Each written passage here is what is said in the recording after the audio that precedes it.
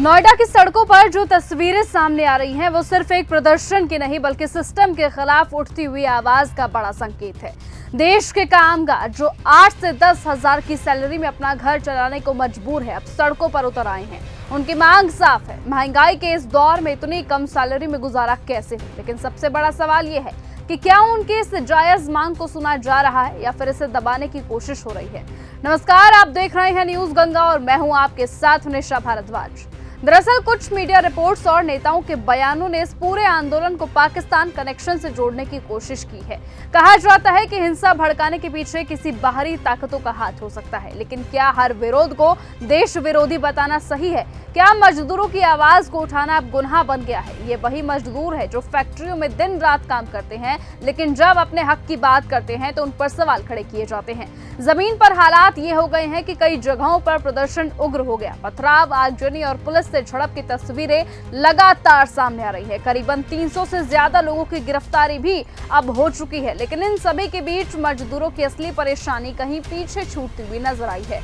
एक महिला का बयान वायरल हो रहा है जिसमें वो कहती है कि उसे अपने बच्चों की दवाई तक छोड़नी पड़ती है। सोचिए हालात कितने गंभीर है।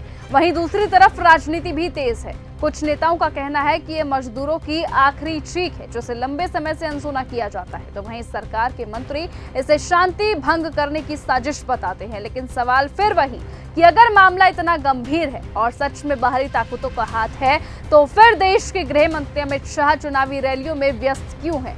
क्या इस मुद्दे पर कोई बड़ी कार्रवाई नहीं होनी चाहिए? हालांकि इन आंदोलन के बाद कुछ बदलावों के ऐलान जरूर हुआ है, जैसे ओवरटाइम का दोगुना पैसा, वीकली ऑफ, समय पर सैलरी और कर्मचारियों के साथ सम्मानजनक व्यवहार, साथ ही साथ 3000 की बढ़ोतरी।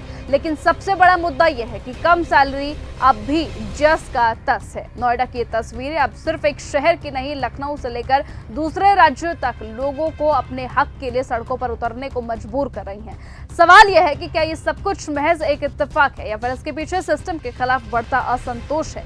अब देखना यह होगा कि सरकार इस आवाज को सुनती है या फिर इसे भी किसी साजिश का नाम देकर दबा दिया जाएगा। क्योंकि अगर हालात ऐसे ही रहे तो यह आंदोलन और बड़ा रूप ले सकता है। बिल्कुल नेपाल जैसे हालात इस वक्त देश में बने हुए हैं। इसी बीच इस तरह की खबरें भी सामने आ रही हैं कि कहीं ना कहीं अमित शाह अपना इस्तीफा सौंप सकते हैं, यानी कि देश के गृह मंत्री अपना पद छोड़ सकते हैं। इस तरह की खबरें सामने आ रही हैं। सोशल मीडिया पर इस तरह की बातें चल रही हैं, लेकिन इन बातों का और इन खबरों का न्यूज गंगा पूरी तरह से पुष्टिकरण नहीं करता है। फिलहाल आज की इस खबर में सिर्फ इतना ही। देखते रहिए और बने रहिए न्यूज गंगा के साथ। नमस्कार। अगर आपको यह हमारा वीडियो पसंद आया हो तो इसे लाइक और शेयर करना बिल्कुल ना भूलें। साथ ही हमारे चैनल न्यूज गंगा को सब्सक्राइब और फॉलो जरूर करें ताकि देश और दुनिया की हर बड़ी खबर आप तक सबसे पहले पहुंचे।